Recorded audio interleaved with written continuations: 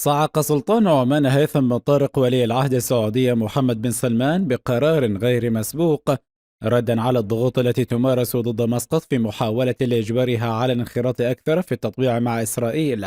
وقالت مصادر عمانية مطلعة إن السلطان هيثم بن طارق وجه تهديدا مباشرا لولي العهد السعودية محمد بن سلمان بتصعيد الموقف، وفضح الابتزاز السعودي الهادف لإخضاع مسقط وإجبارها على فتح مجالها الجوي لإسرائيل، متوعدا في الوقت ذاته بنشر ما يمارسه بن سلمان من ضغوطات وكشفها على الملأ ووسائل الإعلام للشعوب العربية. وأكدت المصادر أن السلطان العماني هدد بطرد السفير السعودي من مسقط وسحب السفير العماني من الرياض في حال استمر بن سلمان بالضغط على عمان من أجل التطبيع مع إسرائيل، مؤكدا أنه لن يتردد في إنهاء العلاقات بين البلدين بسبب هذا الملف. وأشارت المصادر إلى أن السلطان هيثم بن طارق يعتبر هذا الملف من أولوياته في المرحلة الحالية، خاصة بعد حصوله على دعم اقتصادي كبير من إيران للقيام بمشاريع استراتيجية مشتركة. بعد التحرك الأخير لمجلس الشورى العمانية بشأن تعديل قانوني مقترح لتوسيع مقاطعة إسرائيل وتجريم إقامة علاقات معها، قد يواجه العمانيون أو مزدوجو الجنسية المقيمون في عمان عقوبات جنائية، ليس فقط لمحاولة التعامل مع إسرائيل، ولكن حتى لتبادل الأحاديث الخاصة. فما هي الأسباب العميقة لهذه التحركات السياسية؟ تتساءل وسائل الإعلام الإسرائيلية. أشارت صحيفة جيروزاليم بوست إلى مقترح القانون الجديد في سلطنة عمان الذي سيعمل على تضييق الخناق على كل ما له علاقة بالتطبيع مع إسرائيل، رغم أن السلطنة رسميا دولة مطبعة. وتقول الصحيفة الإسرائيلية إنه بينما تتكهن وسائل الإعلام العبرية الموجهة للداخل بأن مشروع القانون هذا يتم دفعه عن قصد في عمان استجابة للجهود الإسرائيلية لتأمين فتح سماء السلطنة أمام خطوط الطيران الإسرائيلية. وتابعت زاعمة إلا أن الواقع أبعد وأشمل من تلك التكهنات، حيث أن سلطنة عمان في الواقع لاعب ثانوي في المنطقة، وهي من الدول المنضوية تحت المظلة السعودية التي وافقت نظريا على فتح أجوائها أمام الخطوط الجوية الإسرائيلية. وأضافت جيروزاليم بوست أن مشروع القانون الجديد الذي يسعى لتوسيع مقاطعة إسرائيل في عمان يعد إشارة واضحة على خسارة السعودية نفوذها داخل مجلس التعاون الخليجي على حساب لاعبين آخرين في المنطقة أولهم إيران.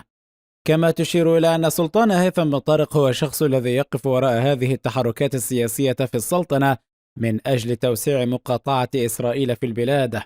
وتقول الصحيفة إنه على عكس توقعات المعلقين والخبراء في الشرق الأوسط في ذروة موجة اتفاقيات أبراهام، من المحتمل أن عمان لم يكن لديها أي نية جادة للانضمام، بل كانت تتطلع إلى الحصول على أكبر قدر من العلاقات العامة والدعم الأمريكي من الاضطرابات الدبلوماسية بأقل تكلفة ممكنة.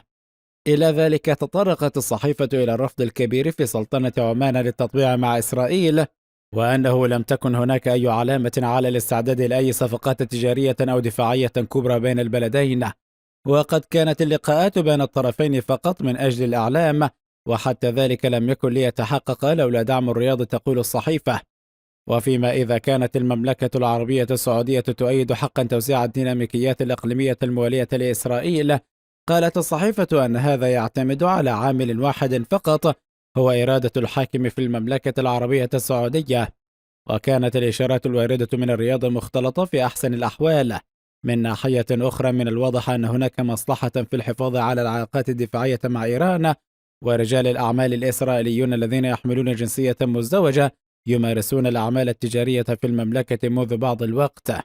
وعلى غرار سلطنة عمان، كان هناك أعضاء آخرون في مجلس التعاون الخليجي يحاولون علنا تحدي أولوية السياسة الخارجية للرياض، حيث لم يحضر الرئيس الإماراتي محمد بن زايد ولا نائبه محمد بن راشد قمة الصين ودول مجلس التعاون الخليجي، ويقال إنه يأمل في استضافة اجتماع منفصل للإمارات بدلا من ذلك.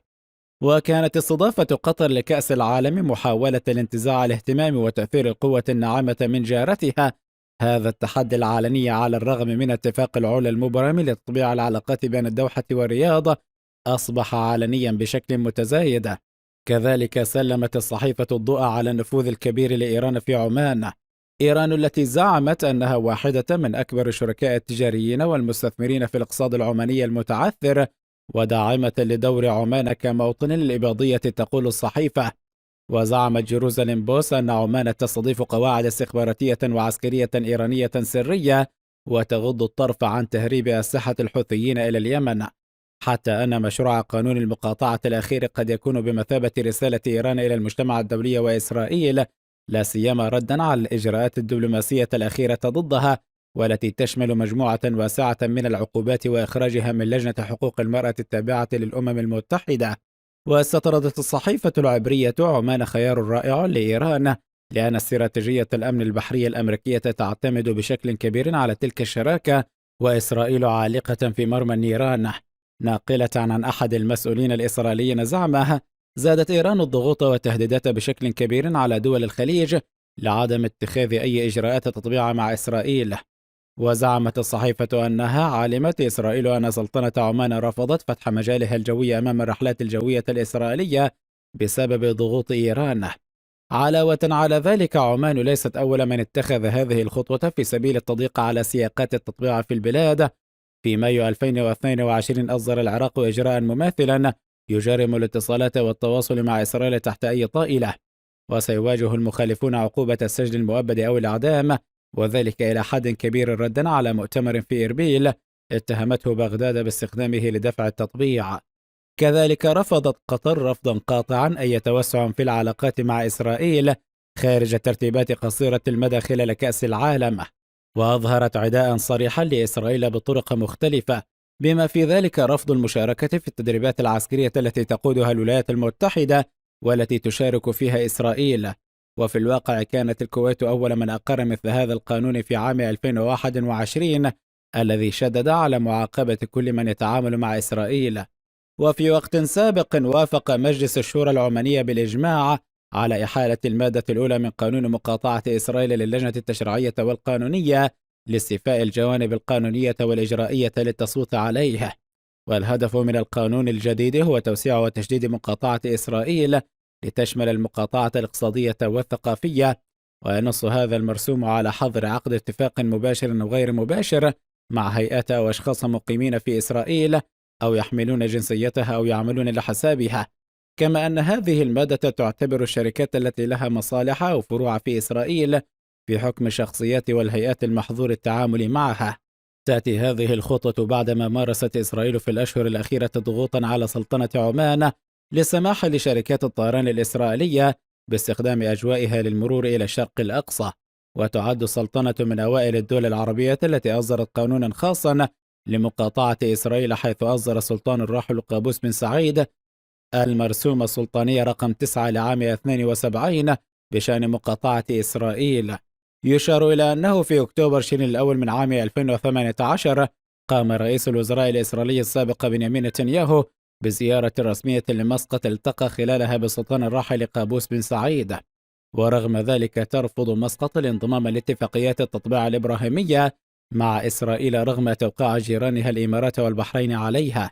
ينبع إحجام عمان عن التوقيع على اتفاقيات أبراهام أو أي اتفاق مماثل من التزامها بالنهج العماني بالحياد وعدم التدخل في معالجة النزاعات الإقليمية، إذ أن سويسرا الشرق الأوسط لم تقطع أي علاقات دبلوماسية مع أي دولة، فقد كانت عمان على سبيل المثال إحدى دولتين فقط من دول الجامعة العربية، إلى جانب السودان لم تقاطع مصر بعد إبرامها معاهدة السلام مع إسرائيل عام 1979.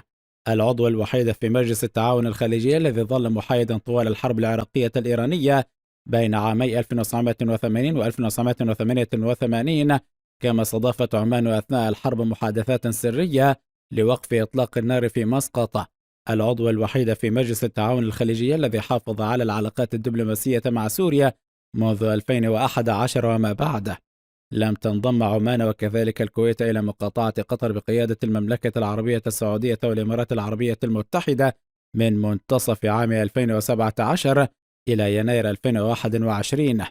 العضو الوحيد في مجلس التعاون الخليجي الذي لم ينضم إلى الحملة العسكرية التي تقودها السعودية ضد المتمردين الحوثيين الشيعة المدعومين من إيران في اليمن. وأخيرا كانت الدولة الخليجية الوحيدة التي تجري مناورات عسكرية مع إيران ففي ديسمبر 2021، حيث شاركت البحرية العمانية في مناورة بحرية مشتركة هي التاسعة من نوعها في المياه الإقليمية لإيران في مضيق هرمز وبحر عمان المحاذي لإيران.